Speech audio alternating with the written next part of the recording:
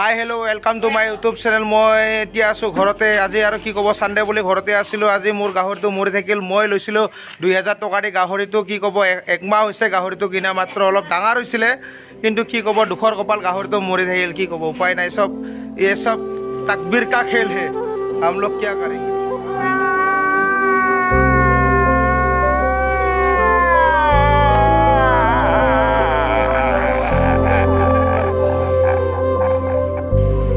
এইটো চাই লওক গাহৰি পোৱালিটো। কি ক'ব আৰু, উপায় নাই। অলপ ডাঙৰ হৈছিলে গাহৰিটো, কি ক'ব, মৰি থাকিলে। এতিয়া কি ক'ব, উপায় নাই। এতিয়া এই গাহৰিটোক এতিয়া পুতিব লাগিব আমি।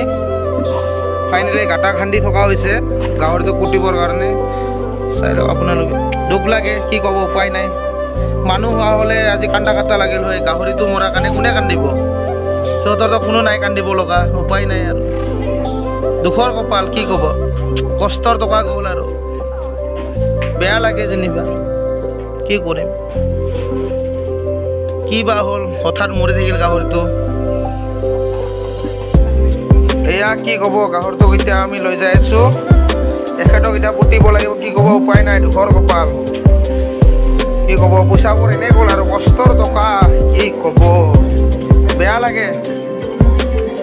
ইমান সৰু গাহৰি এটা। আজি মানুহ হোৱা হ'লে চাৰিজনে কান্ধত লৈ গ'লে হ'ল। এতিয়া গাহৰিৰ কাৰণে চুচৰাই লৈ যাই আছে। উপায় নাই।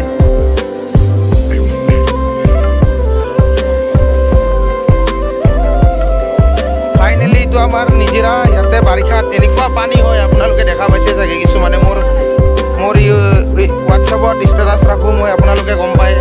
ইয়াতে যি পানী হয়, এতিয়া খৰাং কাল কাৰণে চব শুকাই গৈছে। এতিয়া পানী চানী একো নাই নিজৰাত। ইয়াতে আমি এতিয়া পুতিম। এতিয়া গাঁটা খান্দি থকা হৈছে, আপোনালোকে চাই থাকক। মোটামুটি আমি 2 ফুটমান গাঁটা খান্দি দিলোঁ। ওচৰতে আছে গাহৰি পোৱালিটো। উপায় নাই, কি ক'ব, দুখৰ কপাল আৰু। চাই থাকক আপোনালোকে।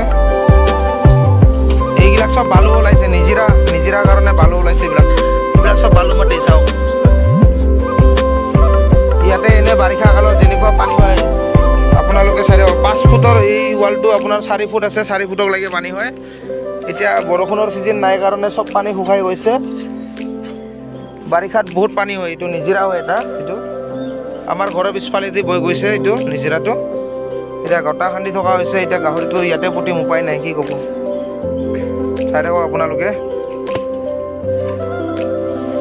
ফাইনেলি গাঁটাটো আৰু অলপ দহা কৰোঁ, কাৰণ কমকৈ যদি গাঁটাটো খুন্দো চেন ওলাব পাৰে, ঠিক নাই না। সেইকাৰণে আৰু ভাবিছোঁ 3 ফুটমান কৰি দিওঁ গাঁটাটো।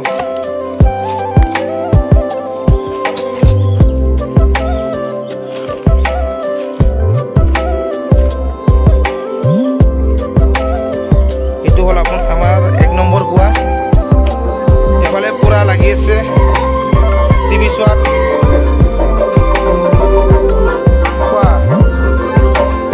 এয়া চাওক, পূৰা একদম এনজয়। ছানডে বুলি আজি পাৰ্টি চলি আছে। পূৰা গীত লগাই দিছে ইয়াতে। চাওক, পূৰা বিচৰাত কানেকশ্যন।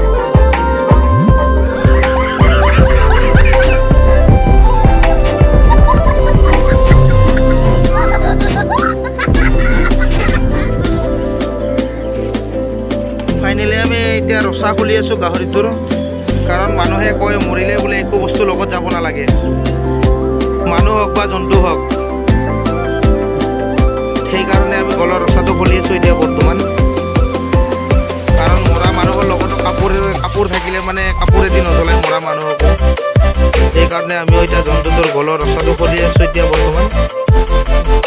ৰচাটো খোলা হোৱাৰ পিছত আমি এতিয়া তাক পুতি থৈ দিম। উপায় নাই, কি ক'ব আৰু, দুখৰ কপাল। আমি এতিয়া কোদালৰ লগত ৰছী কাটি আছোঁ। চাই থাকক আপোনালোকে।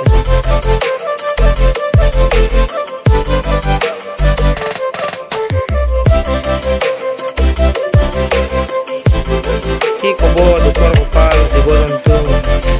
এই আছে, এই নাই, চব কচু পাতৰ পানী।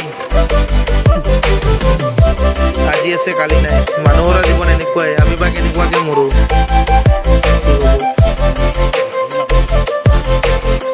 ফাইনেলি আমি গাঁটাত দি দিলোঁ। অলবিদা দোস্ত, থাকিবা আৰু তুমি, উপায় নাই। তোমাক ইমান কষ্টৰে পুহিলোঁ, তুমি আমাক এৰি থৈ গুচি গ'লা। বাই বাই দোস্ত, বহুত মিছ কৰিম তোমাক।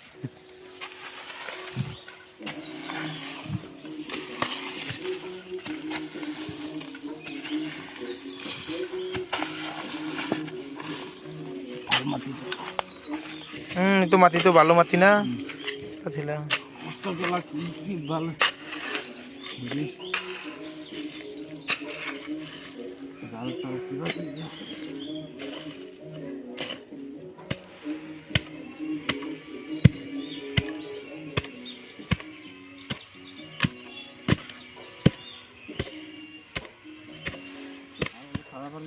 ফাইনেলি আমাৰ গাহৰিটো পোতা হৈ গ'ল আৰু অলপমান বাকী আছে মাটি দিবৰ কাৰণে